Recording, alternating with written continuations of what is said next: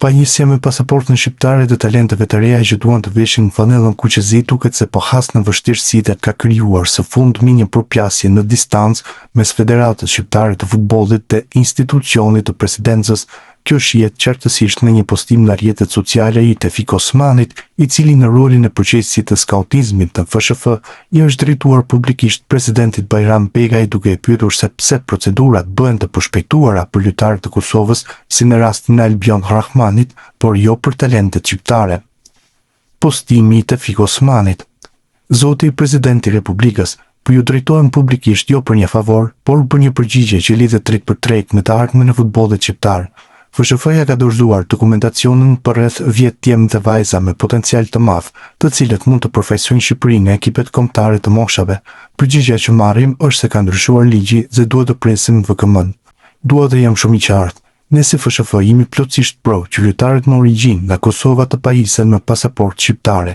Madje kemi punuar dhe kemi bërë marrëveshje me Italinë pikërisht që lojtarët shqiptar të mos konsiderohen ekstrakomunitar. Por pikërisht për këtë arsye lind një pyetje e fortë. Si është e mundur që procedurat për një lojtar të profesueses së Kosovës si Albion Rahmani mund të ecën dhe të përfundojnë, ndërkohë që dokumentacioni i lojtarëve dhe lojtareve të që FSHF-ja po përpiqet t'i afrojë me kombëtarët e Shqipërisë, qëndron gjithmonë në prikje.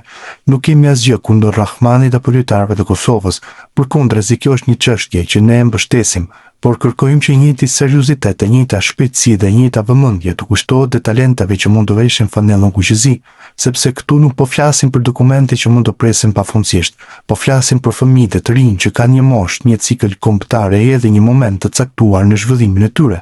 Nëse shteti mund të gjejë një zgjidhje kur bëhet fjalë për një lojtar që përfaqëson Kosovën, pse nuk mund të gjendet një zgjidhje me të njëjtën urgjencë për lojtarët që presin të përfaqësojnë Shqipërinë, sepse në fund rrezikojmë diçka shumë më të madhe se një dosje të vonuar. Rrezikojmë të humbasim talente që Shqipëria i ka gjetur, i ka ndjekur dhe i dëshiron. Dhe do të ishte paradoksale që talentin ta humnim jo në fushën e futbollit, por në pritje të një procedure administrative. Me respekt, Tefik Osmani. Ish trajneri i kombëtares shqiptare Silvinjo nuk kërkon të humbas shumë kohë me pushimet e gjata teksa ka dalë në nxemje dhe po bëhet gati për një aventurë të re. Klan News mëson se braziliani është një nga kandidatët për të marrë drejtimin e kombëtares së Algjerisë, që së fundi mori pjesë edhe në botrorin 2026. Ai pritet të pasojë Vladimir Petkovicin, i cili në datën 3 gusht u largua nga drejtimi i Algjerisë pas një botrori zhgënjyes ku Algjeria u eliminua në fazën e 1/16 pas humbjes 2-0 ndaj Zvicrës. Bëhet me dije se rivali kryesor i Silvinjos është spanjolli Felix Sanchez Bas, ish trajneri i Katarit dhe një emër me eksperiencë të konsiderueshme. Pritet me mjaft kuriozitet të mësohet nëse do të kemi një marrëveshje apo braziliani do të mbetet thjesht një kandidat. E ardhmja Ernest Muçi të Trabzonspori mund të japet si çështje në bashkësi televizjeve të klubit në Mercato. Situata e futbollistit shqiptar lidhet me limitin e lojtarëve të huaj në kampionatin turk. Trabzonspor po punon për transferimin e një mesfushori të huaj në pozicionin e numrit 6, por një lëvizje e tillë mund të krijojë probleme me kuotën e të huajve në skuadër. Në këtë skenar, drejtuesit e klubit mund të detyrohen të rishikojnë situatën e disa prej futbollistëve aktual. Mes emrave që mund të preken nga ky ndryshim është Ernest Muçi. Sipas raportimeve nga Turqia, Trabzonspor mund të shqyrtojë ofertat që mund të mbërrijnë për futbollistin shqiptar, veçanërisht nëse bëhet fjalë për një propozim financiar të konsiderueshëm. Në repartin ofensiv, klubi turk ka alternativa të tjera për pozicionin ku aktivizohet Muçi, me Ruslan Malinovski dhe Aral Shimshir që konsiderohen gjithashtu si opsione për trajnerin. Kjo situatë mund të bëjë më të hapur mundësinë e një ndryshimi në përbërje në skuadrës. Megjithatë, aktualisht nuk bëhet fjalë për një vendim të marrë për largimin e Muçit. Ardhmja e tij do të varet nga zhvillimet e merkatos, nevoja për të liruar një vend në kuotën e lojtarëve të huaj dhe mbi të gjitha nga oferta që mund të mbërrijnë në adresë të Trabzonsporit. Klubi turk pritet të shqyrtojë çdo propozim që përputhet me pritshmëritë e tij financiare, ndërsa një ofertë e konsiderueshme mund ta ndryshojë situatën e Muçit. Nga ana sportive, Muçi vazhdon të ketë disa elementë që bëjnë një alternativë të rëndësishme për skuadrën, kështu merkatoja e Trabzonsporit dhe veçanërisht transferimi i mundshëm i një numri 6 mund të përcaktojë dhe fatin e Ernest Muçit. Për momentin, shqiptari mbetet pjesë e skuadrës për një ofertë të lartë dhe nevoja për të menaxhuar kuotën e lojtarëve të huaj mund ta vendosin të ardhmen e tij në diskutim.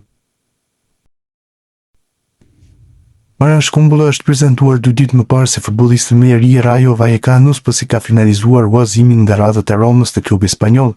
Ajo që është bërë publike deri tani ishte se Rayo Vallecano kishte një opcion për blerjen në fund të sezonit të mbrojtësit të kombëtarit shqiptare dhe Fabrizio Romano ka publikuar detajet e kësaj marrëveshje mes klubeve. Sipas tij, klubi spanjoll mund të blejë Kumbullën për 2.5 milionë euro në fund të sezonit në Roma, ndërsa klubi italian do të zotrojë 10% të një shitje të mundshme të tij në të ardhmen. Kjo është një shifër shumë e ulët se ajo për të cilën Roma mbleu lojtarin nga Verona në vitin 2020. Aso kohë Roma shpenzoi në total 29.5 milionë euro për futbollistin, të cilin e huazoi fillimisht të pastaj e bleu në fund të kartonit të tij. Ai mbetet transferimi më i shtrenjtë të gjitha kohëve për një futbollist të kombëtares shqiptare të futbollit. Simoni dhe lëm të mirë në Gjermanisë në këtë sezon duke u larguar nga Kaiserslautern për të bërë pjesë e Luzernës në kampionatin zviceran. Pas një fillimi të vështirë, Simoni duket se po ambientohet me kampionatin vendas pasi në javën e tretë të tij në ndeshjen ndaj Senegalit ai ishte protagonist në barazimin 2-2.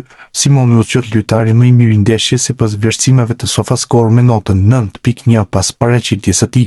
Kjo notë përveç të tjera i mundsoi portierit të talentuar 22 vjeçar që të bëhej pjesë e formacionit të kësaj jave në kampionatin zviceran të futbollit.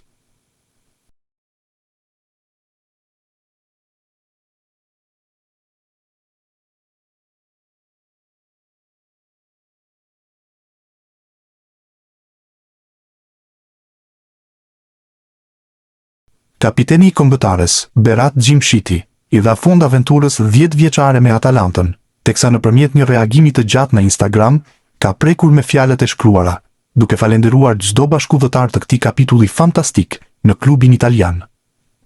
Lideri Kuqezi do të nisë tashmë një aventurë të re te Al Diriyah në Arabinë Saudite. Statusi i plotë i Gjimshitit. Arrita në Bergamo 10 vjet më parë, si një futbollist i ri, me një ëndër dhe një dëshirë të fortë për të vërtetuar vlerën time. Sot largohem, duke e ditur se ky vend më ka dhënë shumë më tepër se sa futbolli.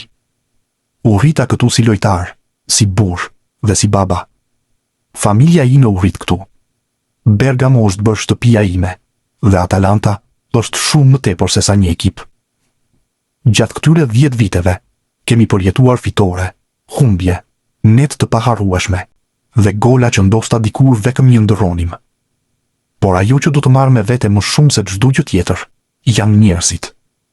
Shokët e mi të ekipit, trajnerët, i gjithë stafi, çdo person që punon për këtë klub, familja Perkasi, tifozët tanë dhe të gjithë njerëzit e Bergamos. Faleminderit për besimin tuaj, për mbështetjen tuaj, që luftuat për krah nesh dhe që më bët mua dhe familjen time të ndihemi pjesë e diçkaje të veçantë. Asgjë që kemi arritur nuk na është dhënë. E ndërtuam së bashku, me punë të palovur, sakrificë, disiplinë, zemër dhe atë mentalitet që e bashkon thellësisht Atalantën me qytetin e saj. Sot fillon një kapitull i ri, por ka vende nga të cilat nuk largohesh kur vërtet.